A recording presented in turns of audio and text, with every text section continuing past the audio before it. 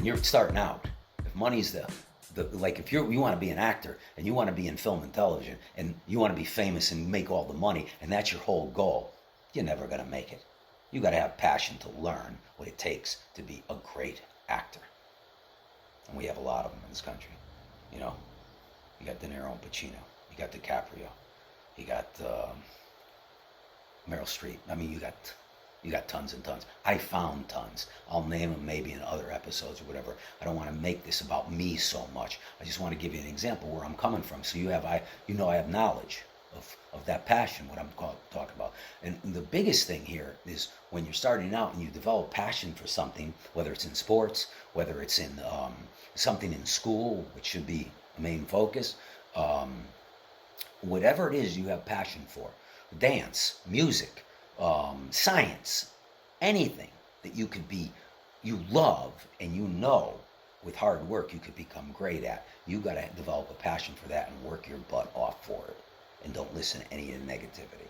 That's how you start with that. But before that, you have the foundation. Where are you from? You know, as far as your thought process, do you have respect? Do you have loyalty? Do you have honor within you? Respect is earned. It's not given. You have to earn respect. You want to be treated with respect, you better be treating everybody else with respect. Everybody. Okay? That's how you get respect. And you got to know what you're talking about and be nice and give back and help and, be kind. Those are qualities that people look for when they see greatness. And that laser focus. You show teachers and coaches and activities outside of school that could help you. Not when you're hanging around and a gang is after you and drugs are all around you. That's not doing anything but the bad way, okay? I'm talking about the YMCA or the Boys Club and Girls Club of America. I'm talking about things that bring young people together that for a reason. So everybody could grow together and are doing the same things. And learn respect, loyalty, and honor. Be on a team if you can. Any sport, anything, music, dance, gymnastics, volleyball, whatever it is. Find something that you have a passion for as well as what you're going to school for. When you're a young person, not so much grade school because you don't know yet, but when you're in high school, if your education is not the most important thing in the world to you in high school, you're going in the wrong direction. You need an education. And some people don't need an education, okay? But it's going to be a long road.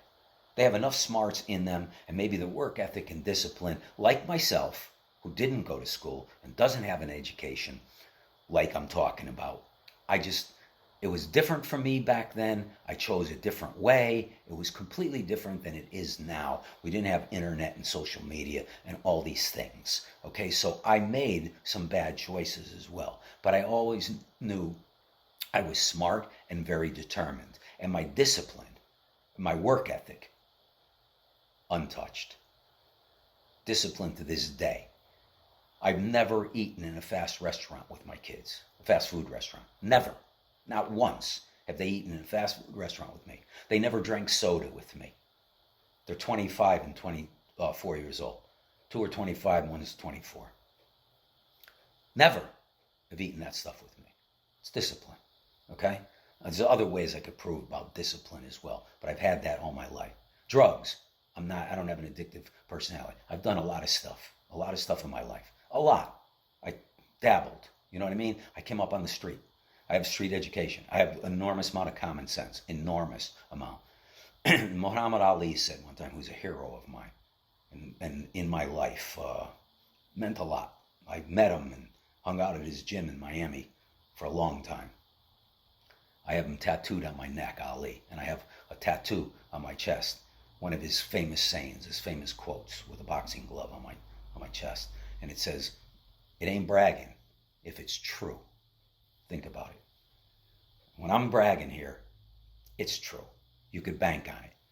I might be bragging a little bit too much sometimes, but I'm trying to create a message here for you. I'm bragging because it worked. I'm going to tell you what didn't work as well. And hopefully you learn from that. When I'm screaming and yelling at you and I'm in your face, I'm not pointing at you and telling you you're a bad person and anything like that. If you're not listening to me, I'm going to be screaming. until you do listen, because I already did it wrong 27 million times, and you don't need to. That's what I tell my girls all the time. I said, Dad, you said the same thing over and over every single day of our lives. But you know what? When they hit high school, it rang a bell. They wrote it in writing to me in different cards and texts and whatever. I said, Dad, we just want you to know, usually on Father's Day, we want you to know, the best thing about you that we think that saved us and put us on this road and that we thank you for is that you are so and always so consistent. And so every day the same. You never waver. You're not all over the place. You taught us and taught us and taught us until we got it. And they got it. So I'm going to try to pass that kind of stuff along. So with a work ethic, there's examples, a lot of examples of great people. I mean, you know a lot of them. I'm going to use the ones that I know that were influencing my life. But I always hung around with older people, smarter than me. Not necessarily that they were on the up and up all the time, but if I could pick their brain, the good stuff, I would use it. The bad stuff, I delete that and them after a while or whatever. But I always hung around with older crowd that I could learn from. And that's how I did it on the streets and, in the pool rooms and all that stuff. And I learned a lot, believe me, sometimes the hard way, most of it the hard way, okay? If my education was as important to me as it should have been and what I'm talking to you guys about, if that was the most important thing, I could have done really good in school. It wasn't that I had bad grades and I just didn't want to have anything to do with that. I wanted to go out and make money. Well, that's a dumb way of thinking when you don't know what you're doing. Yeah, I made money, but it wasn't big money. It was money, like survival money. All depends what you want to do with yourself. You want to get by, or do you want to become great? Do you want to become very, very successful, or you just want to get by and you're okay with living like that? There's a lot of people like that. They love that. That makes up a lot of the country. Blue-collar workers, all the middle class. That's the power of our country. But there's also greatness. I want kids that do have a mind, that do care about a lot of things, that are discouraged and don't think they have a chance to do what their passion is because people tell them they can't. And they believe in their minds they can until it deflates them so bad that they fold. Okay? That's where the discipline and strength mentally comes in. There's a lot of great sports players. This is a great example of what I just said about discipline and having a strong mind. A lot of people compared a lot of players to Michael Jordan. Michael Jordan's probably, arguably the best basketball player in the world. He wasn't born that. He got cut in high school. He wasn't born the best basketball player in the world. He played hard to get there. He missed more shots than he made in his whole career, believe me. But when he made them, they counted. He lost for 7 years with the Bulls. I went through all that. I have a tattoo of him on my arm. I have a tattoo of a lot of people on my arms, and like Ali is on me. But his discipline, his passion for basketball, to become the greatest. Plus, he's a maniac with competition. There's probably no one more competitive than him on all levels than him. But there are basketball players that were compared to him for a long, long time because they were great basketball players. Very, very good basketball players. The thing they were missing, what everybody was missing, they weren't mentally as strong as Michael Jordan. So they couldn't become the greatest basketball player in the world. There's only one other one that was close to Michael, and maybe arguably so, right there. Maybe one ring, makes a difference, but Michael will tell you he's the only one, and that's the Mamba. Right here, Kobe Bryant.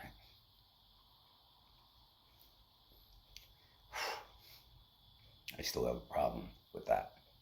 And his daughter, both tattooed on me.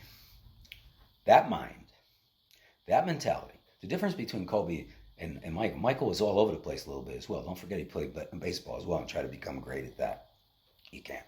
One sport to be the greatest of all time. All right, but he did all that. He's also a great golfer. Kobe had no passion for anything else for 20 years. except basketball. He told Byron Scott when he was 17 years old, when he got on the Lakers. Byron Scott used to talk to him a lot. Said, what are your goals? Because I'm going to be the best basketball player ever. Ever. He goes, dude, you're 17 years old. There's a lot of great basketball players. I'm going to be the greatest basketball player ever. Left it alone. Byron Scott still talks about it. He coached him after years and years and years. He became that. His work ethic is hands down. Michael doesn't have a work ethic like Kobe Bryant. To be that age, a work ethic like that, to come back from an Achilles at 35 years old to 38 or whatever when his last game, to score 60 points in his last game after 20 years, to condition himself to do that with his family sitting courtside and the world watching. Greatness. He knew it. His journey was all about being the best basketball player ever. And he worked harder than anybody, and everybody that knows him will tell you that. Just look at it. Watch him play. He's hands down. That's what it is. But he motivates me to the moon. And his love for kids and his children is beyond special. What he did for women's basketball, no one has done that much. And he did it only in the couple years that he was out of the NBA. He left the NBA as far as basketball playing behind him. He didn't want to own a team. He didn't want to coach in the NBA.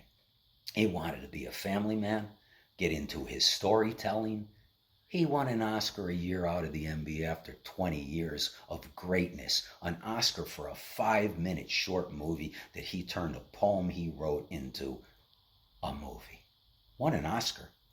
That Oscar probably meant more than his 5 championships to him at that time. It's a big deal, an Oscar, at that stage. He's only 41 years old when he passed. I mean, it's totally a disaster. But let's all benefit by keeping him alive and his daughter alive through our motivation and our will to succeed, our devotion to become great, our responsibility to give back and to mentor young people that are the future. That's what he was doing. He was doing that so much with women. There's no question that his daughter was going to be a UConn Husky. She'll be the face of that team forever. And let's keep that alive. We need that. We need other young girls to come up and take over there and have that kind of pressure on them, that kind of passion, and that kind of willingness to learn and have love for the game. That's just one avenue, one game. That's just basketball. But I'm using Kobe as a what do you call it? A mentorship, like I'm trying to do as well. It doesn't matter what you're doing. It matters where you're going. That journey he talks about is it. But it takes that hard work, discipline, dedication every single day to get there, even when you don't want to.